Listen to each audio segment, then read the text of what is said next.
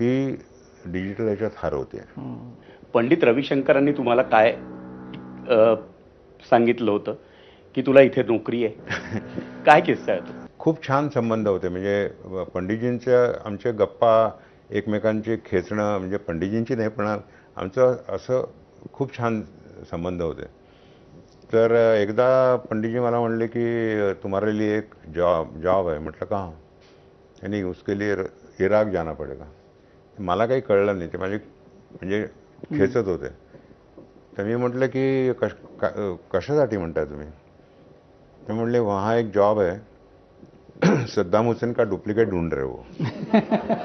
त्यावेळेला कदाचित माझा चेहरा सद्दाम हुसेन सारखा त्यांना वाटला असेल. तर माझ्या चेहऱ्यात बरेच लोकांना जितेंद्र अभिषेकी दिसतात. माझ्याला एकाला तर मला प्रमोद महाजन पण माझ्या चेहऱ्यात दिसतात. पण तुम्हाला म्हणजे तुम्हाला